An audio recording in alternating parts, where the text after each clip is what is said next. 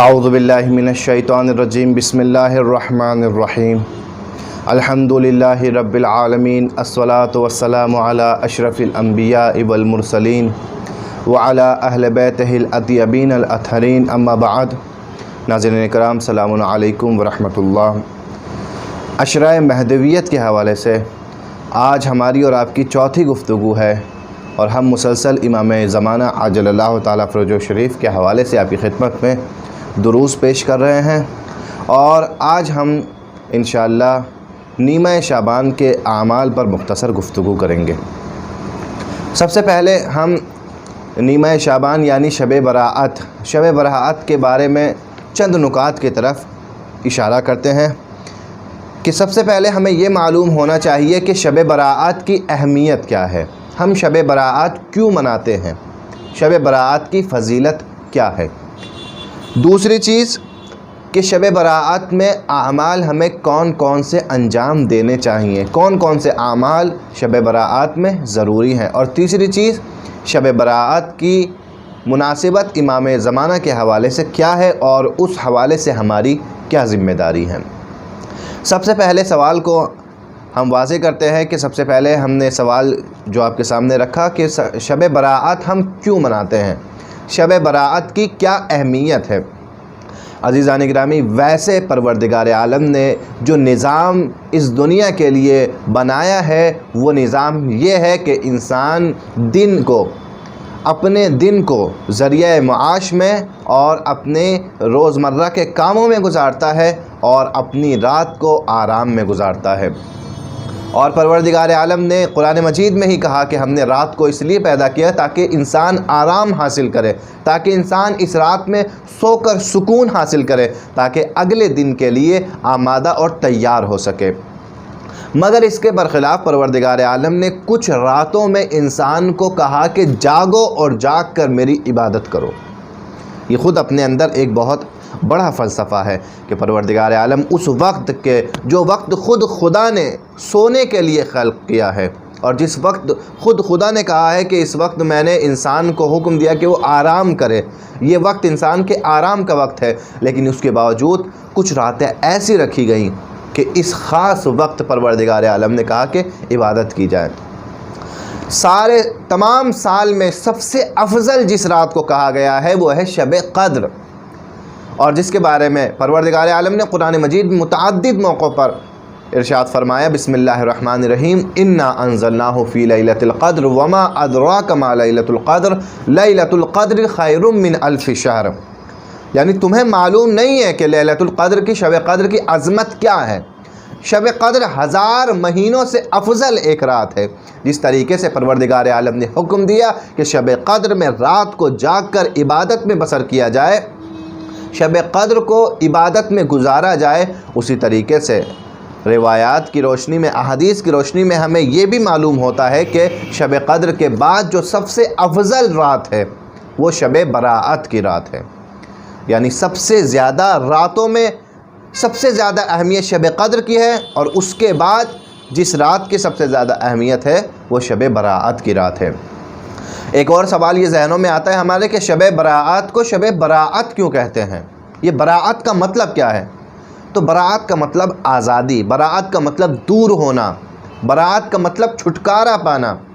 اور اس رات کو شب براءت اس لیے کہتے ہیں کہ پروردگار اس رات اپنے بندوں کو، وہ بندے کہ جو اس رات عبادت کے لیے آئے ہیں، وہ بندے کہ جو اس رات توبہ اور استغفار میں مصروف ہیں، اپنے ان بندوں کو جہنم کی آگ سے دور کر دیتا ہے، جہنم کی آگ سے نجات دے دیتا ہے۔ اسی لیے اس رات کو شب براءت کہتے ہیں، اور خود احادیث اس بات کی گواہی دیتی ہیں۔ رسول خدا صلی اللہ علیہ وآلہ وسلم سے حدیث ہے کہ ایک مرتبہ رات میں رسول خدا آرام فرما رہے تھے کہ جناب جبرائیل امین آتے ہیں اور آ کر بیدار کرتے ہیں اور کہتے ہیں کہ یہ رات شب براءت کی رات ہے، اٹھو اور اس رات عبادت کرو، اور اپنے تمام اہل خانہ کو حکم دو کہ وہ بھی اس رات عبادت کریں۔ اور اس وقت رسول خدا بیدار ہوئے، اور تب سے شب براءت میں عبادت کا سلسلہ شروع ہوا۔ خود امام محمد باقر علیہ السلام شب براءت کے سلسلے میں، شب براءت کی فضیلت کے سلسلے میں ارشاد فرماتے ہیں کہ جو شخص چاہتا ہے کہ اس کی روزی میں اضافہ ہو، جو شخص چاہتا ہے کہ اس کے گناہ معاف کیے جائیں، جو شخص چاہتا ہے کہ اس کی توبہ کو قبول کیا جائے، اسے دنیا اور آخرت کے عذاب سے نجات دی جائے، اسے چاہیے کہ شب براءت کو جاگ کر اپنے خدا کی اطاعت میں گزارے۔ یہ واقعاً بڑی عظیم رات ہے، عبادتوں کی رات ہے، یہ پروردگار عالم کی رحمتوں کے دروازے کھلنے کی رات ہے۔ اس رات خدا کی رحمت کے، خدا کی مغفرت کے دروازے کھل جاتے ہیں مومنین کے لیے کہ کوئی ہے جو آئے اور خدا سے مغفرت طلب کرے۔ اور اسی طریقے سے ایک اور اشارہ جو شب براءت کی طرف کیا جا سکتا ہے وہ یہ ہے کہ شب براءت مقدمہ ہے شب قدر کے لیے، کیونکہ ہمارا اصل مقصد اور ہدف شب قدر کو پہنچنا ہے، شب قدر کی رات کو جاگ کر عبادت کرنا ہے۔ لہٰذا شب قدر کے لیے انسان کو آمادہ کیا جا رہا ہے شب براءت کی عبادت کے ذریعے، تاکہ انسان آئے شب براءت عبادت کرے، پوری رات جاگ کر خدا کی عبادت میں گزارے، تاکہ آمادہ اور تیار ہو سکے اگلے مہینے شب قدر کی عبادات کرنے کے لیے۔ تو یہ شب براءت کی اہمیت اور فضیلت ہے کہ جو ائمہ علیہ السلام نے بیان کی ہے۔ اور اسی کے ساتھ ساتھ ہمیں یہ بھی معلوم ہونا چاہیے، ہم اس بات کی طرف بھی اشارہ کرتے ہیں کہ شب براءت میں ہمیں کون کون سے اعمال انجام دینے ہیں۔ تو سب سے پہلا عمل کہ جس کی طرف اور دیگر مناسبات میں بھی اشارہ کیا جاتا ہے اور اس شب میں بھی تاکید کی گئی ہے، وہ ہے غسل۔ مستحب ہے کہ اس شب غسل کیا جائے۔ اور اس کے بعد میں دوسرا عمل اس شب کی خاص نماز کا پڑھنا۔ علماء بتاتے ہیں اور مفاتیح الجنان میں بھی اس نماز کا ذکر ہے، دو طریقے سے نماز ذکر کی گئی ہیں۔ پہلا طریقہ 4 رکعت نماز کا ہے، دوسرا طریقہ 10 رکعت نماز کا ہے، اور دونوں نمازوں میں نیت ایک ہی طریقے سے ہوگی۔ اگر آپ 4 رکعت نماز پڑھنا چاہتے ہیں تو نیت کریں گے کہ 2 رکعت نماز پڑھتا ہوں نماز شب براءت قربتاً الی اللہ، اور ہر رکعت میں 1 مرتبہ سورہ حمد اور 100 مرتبہ سورہ توحید کی تلاوت کریں، اور اس طریقے سے 2 رکعت نماز اور پڑھیں تاکہ یہ 4 رکعت نماز ہو جائے، اور ہر 4 رکعتوں میں سورہ حمد کے بعد میں 100 مرتبہ سورہ توحید یعنی قل هو اللہ احد کی تلاوت کریں۔ یہ پہلا طریقہ، اور دوسرا طریقہ جو بیان کیا گیا ہے وہ 10 رکعت نماز کا طریقہ ہے، اور وہ نماز بھی 2 کر کے پڑھنی ہے۔ 10 رکعت نماز پڑھیں، 2 کر کے نیت کریں کہ 2 رکعت نماز پڑھتا ہوں شب براءت قربتاً الی اللہ، اور ہر رکعت میں سورہ حمد کے بعد 10 مرتبہ سورہ توحید یعنی قل هو اللہ احد کا سورہ پڑھیں۔ جو 4 رکعت نماز ذکر کی گئی ہے اس میں ہر رکعت میں 100 مرتبہ سورہ توحید ہے، اور جو 10 رکعت نماز کا ذکر کیا گیا ہے اس میں ہر رکعت میں 10 مرتبہ سورہ توحید ہے۔ یہ دوسرا عمل ہے کہ جو اس رات انجام دینا چاہیے۔ تیسرا عمل اس رات جو ضرور انجام دینا چاہیے، اور خاص کر حضرت امام زین العابدین علیہ السلام سے روایت ہے کہ جو چاہتا ہے شب براءت 1,24,000 انبیاء اس سے مصافحہ کریں تو اس کو چاہیے کہ اس رات حضرت امام حسین علیہ السلام کی زیارت پڑھے۔ مخصوص زیارت ہے کہ جو آپ کو مفاتیح الجنان میں مل جائے گی، وہ زیارت ضرور پڑھیں، زیارت امام حسین علیہ السلام۔ یہ تیسرا عمل ہے کہ جو ہمیں اس رات انجام دینا چاہیے۔ چوتھا عمل، اس رات دعائے کمیل کی ضرور تلاوت کریں۔ دعائے کمیل جو اصل میں دعائے جناب خضر علیہ السلام ہے، کہ مولا علی علیہ السلام نے یہ دعا جناب خضر کو بھی تعلیم کی تھی، اور یہ دعا اپنے شاگرد جناب کمیل کو تعلیم کی تھی، اور بہت ہی مجرد دعا ہے۔ خاص کر انسان اگر چاہتا ہے کہ اپنے گناہوں کی معافی خدا سے طلب کرے تو دعائے کمیل سب سے بہترین وسیلہ ہے کہ دعائے کمیل کی تلاوت کرے تاکہ پروردگار عالم اس پر نظر رحمت کرے۔